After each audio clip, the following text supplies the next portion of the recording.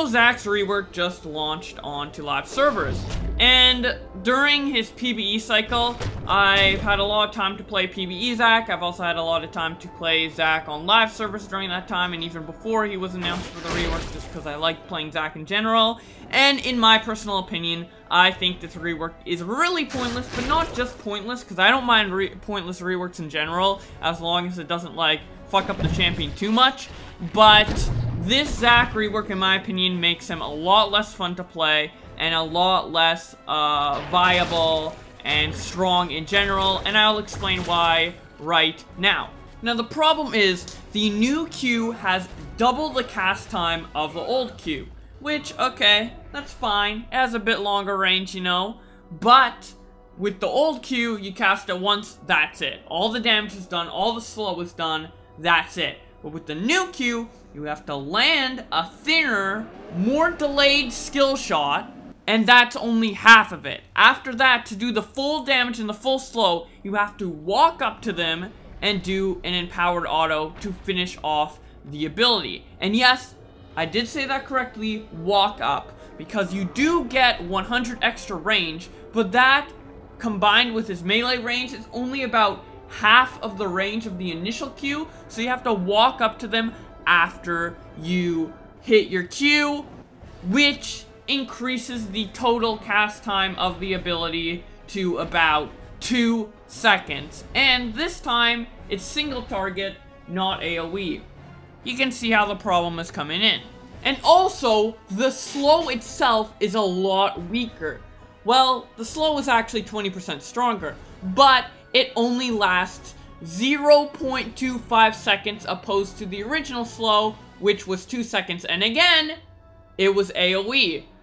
And this is super baffling to me because you actually need the slow on the new Q more than you do on the old Q, because you need that slow to catch up to them and proc the second auto attack. Unless you have fucking Luden's Echo, Deadman's Plate, Swifty Boots, Zephyr, you know, all the movement speed in the book, you are probably not going to get the second auto attack off within 2.5 seconds of the first cast. So overall, this new Q just ends up being a lot worse at sticking to targets and catching up to targets compared to the old Stretching Strike. But some of you guys are like, oh wait, you can slap people together, haha. But there's a problem with that too.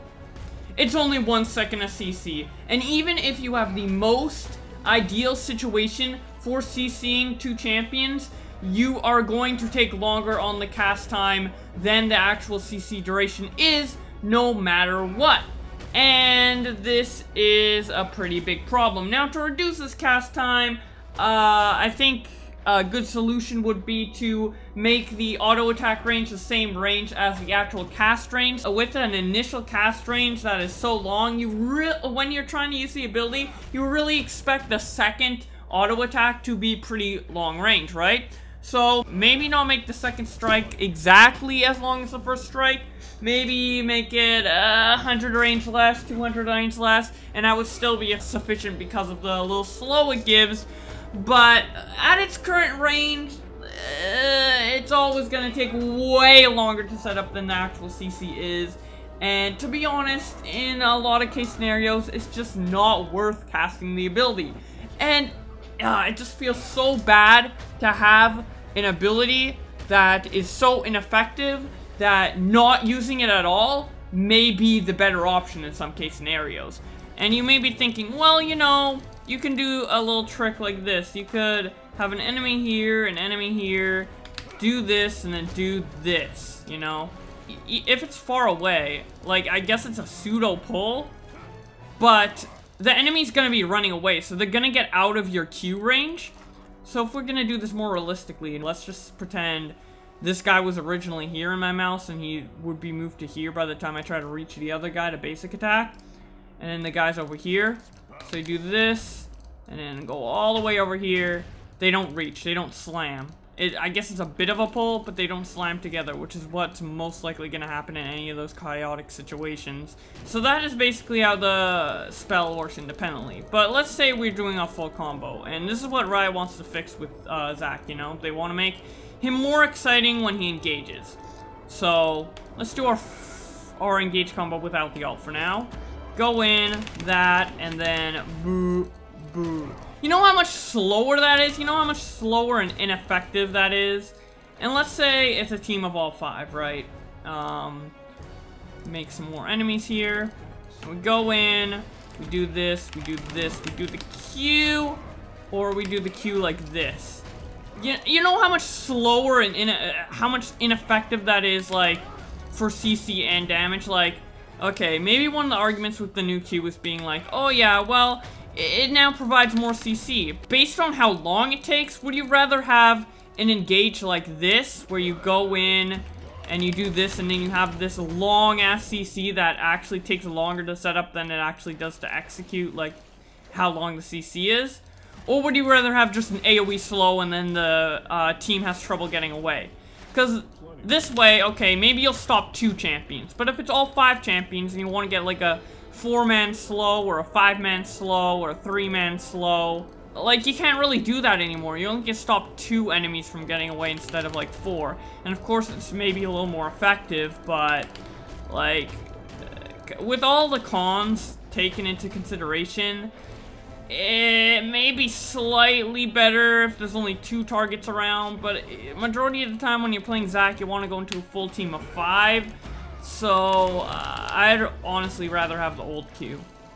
Okay, now let's get into his new ult, which, to be fair, I have a lot less criticism with this new ult than his new Q.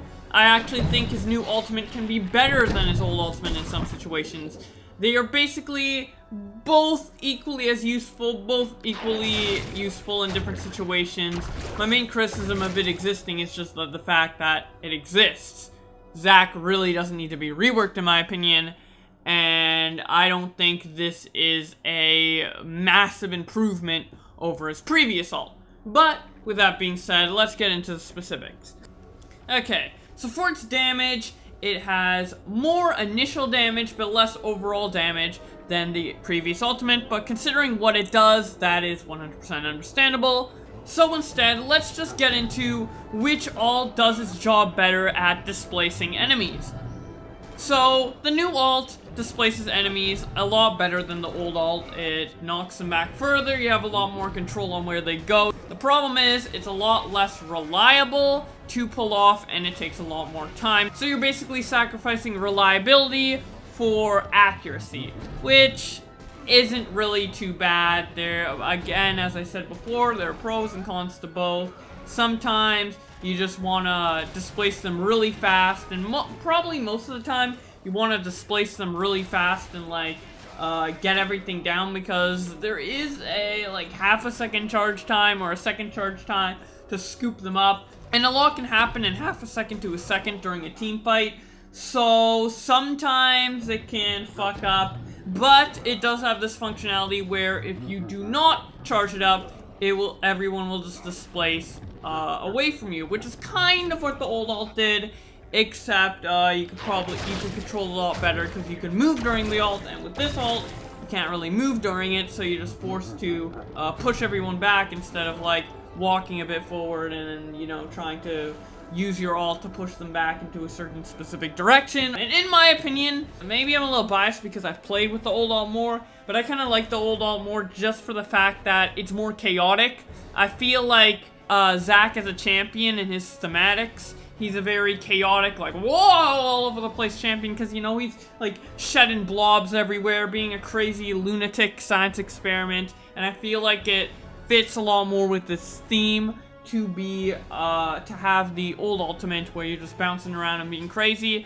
And obviously Riot disagrees because they usually change a lot of abilities to fit the character's theme. Like, for example, with the new Sejuani rework, they're giving her melee allies the ability to help her get stuns, which goes with the theme of her being a leader. And then she also has her W, which makes her feel like she's more independent from her boar, and then her boar is just the Q and stuff like that.